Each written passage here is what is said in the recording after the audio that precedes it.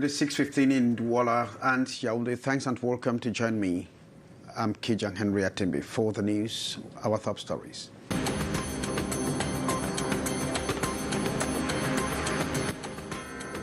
Parliamentary business, Kavai Yege Jibri re-elected as House Speaker, while Roger Milingi picks up the assignment as Parliamentary Group Leader for the CPDM. SDF strongman Joshua Usi Nambangi makes a rebound as one of the castors of the House after election of the Permanent Bureau this day. And U.S. State Department publishes disturbing report on the human rights situation in Cameroon. The 2022 report paints a dismally bleak report card of how Cameroon is failing to sit up despite ratified international conventions and treaties. Top stories.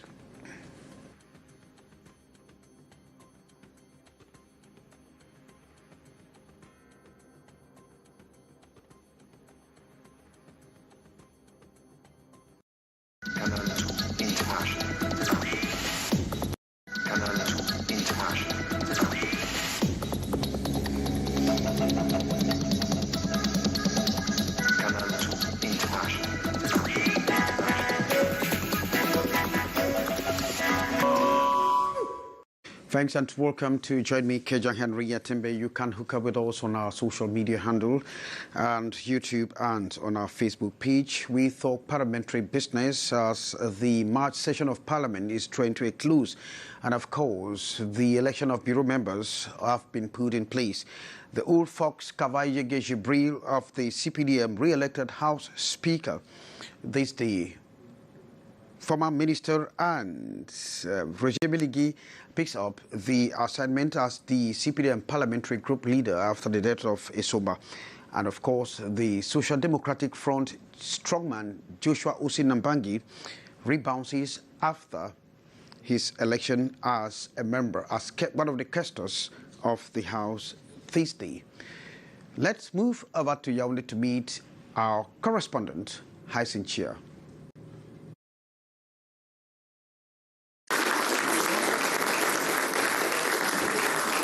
It is the name Cameroonians must stick to for the next 1 year. Kavai Yege Jibril crowned for the 31st consecutive time as Speaker of the National Assembly. An election with no stakes, presented by the CPDM as a lone candidate after backdoor consultations by party officials. Kavai Yege Jibril swept 146 votes out of the 159, and 13 of the total ballots counted invalid. Having spent over 4.5 decades at the hemicycle, the native of Mada, far north region of Cameroon, has occupied the post of a questor, a vice president before 7, also witnessed the putting in place of other members of the bureau. Hilarion Eton as first vice president, and 5 other vice presidents, 4 from the CPDM and 1 from the NUDP party. The post of questors for this parliamentary year in the lower house of parliament will be occupied by Kamsulum Abba, Bekono Eba, Jingu Musa, all of the CPDM, and Joshua Usi of the Social Democratic Front.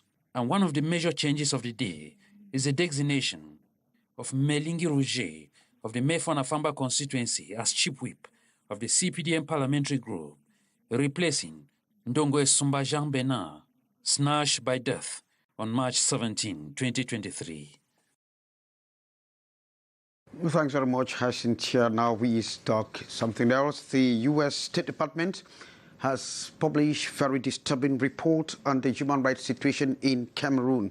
The 2022 report paints a dismally bleak report card of how Cameroon is failing to sit up despite ratifying international conventions and treaties. Now let's get this report and the space on that report published by the State Department and of course reactions from human rights activists.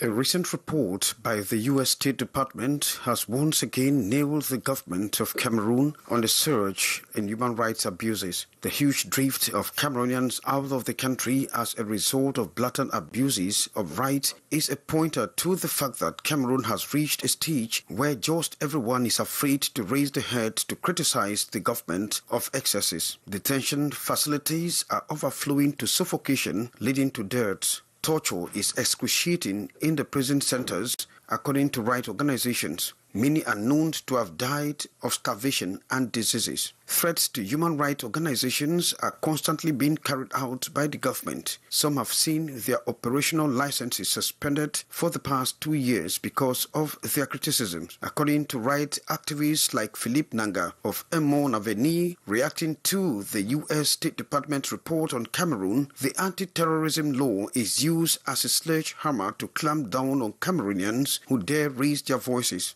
That is why civilians are tried in military courts, journalists killed with impunity, while others are on the run. Many have been silenced, and access to information is a critical equation to solve, according to Philip Nanga. According to the report, violations are carried out by both separatists and the government, which has led to the deaths of more than 6,000 people.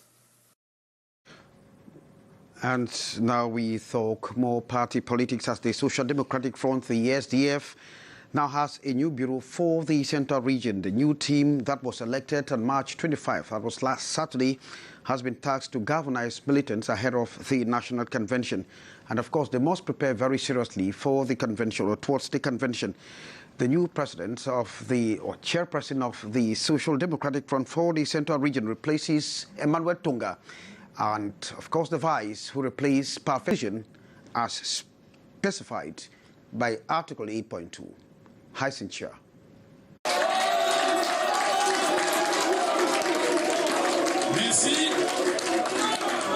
Merci pour ce soutien aux camarades de Bitongo.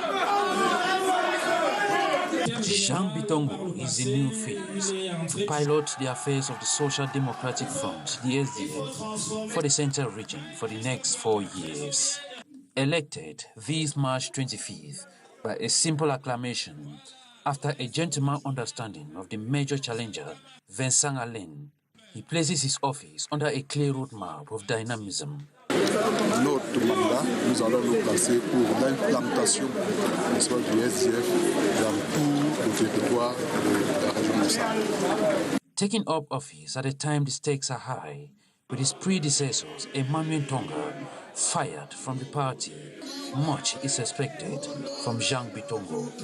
We think that as from now on, the new executive will start preparing for the national convention that is coming up at the end of July, and equally for the municipal and legislative elections that is coming up in the year 2025. That is the assignment that we have given to this newly elected regional executive of the Central Region.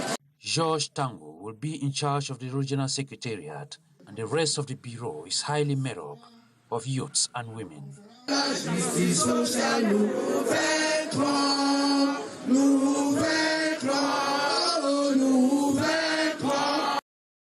Thanks very much, Hyacinth. And the place of the rule of the law has been explained in one of the documents, the National Development Strategy, which is the initiative of the government to make sure they speed up with development in the country. And as at a symposium that took place recently in Yaoundé, Beatrice Ngamo says that this will pave the way for the country to emerge by 2035. Details with Beatrice Ngamo. There is a correlation between the rule of law, that is human rights, and economic prosperity.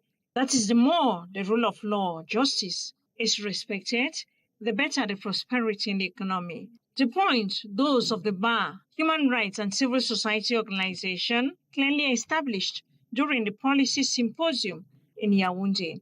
Thoughtful dialogue important in the implementation of the National Development Strategy and the SOCIETE. A part of Cameroon's journey to ensure access to justice, the provision of the rule of law and the realisation of the seat of the delegate on several legal reforms. Their discussion panel was on the state of law as catalyst for development, collaboration between regional mechanisms, and the state on the question of disputes or litigations. The National Strategic Development Plan will not go anywhere if the rule of law is not respected, because there is no investor who will come to invest in Cameroon when justice is not guaranteed, when the rule of law is not respected. And we want to establish through this symposium the correlation between the rule of law and economic prosperity. Promoting the rule of law, fairness in trial, absence of discrimination, justice is the responsibility of all the sectors of the country and should be the concern of all. Reiterates all the speakers, the Cameroon Bar Council, the African Court on Human and People's Rights, British High Commissioner, and, of course, the state.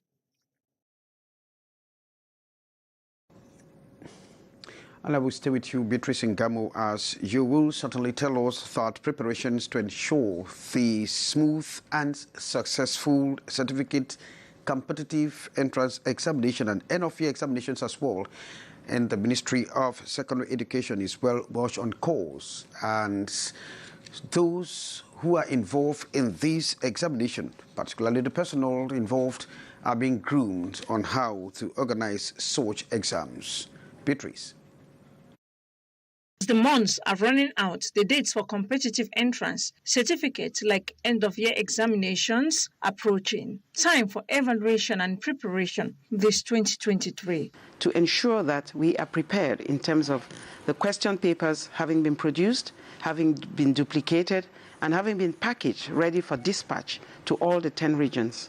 We also want to ensure that our sub-centers where the exams are going to be taken are well secured and that we have staff that will manage these sub-centers during the examinations. 5 days, the period to capacitate the personnel of devolved services under the Ministry of Basic Education. The innovation this year, we are going to start having the children register their exams online and finding out how to ensure that the children would understand how to fill their examination requests online. There is also the likely return of physical education, but it's 3 disciplines. With COVID exiting slowly, we can increase the number of sports practical exams that we will have this year. Common entrance, like concours d'entrée en sixième, will be written on the 11th of May, while the certificat d'études primaires and first school living certificates will be from the 6th to the 7th of June 2023.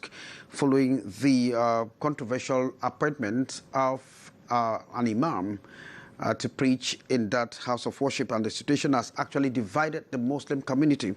At this particular time, they are in fasting. Ambo Gladys Diban reports with calls from North Regional Chief Correspondent Aissatou Buba.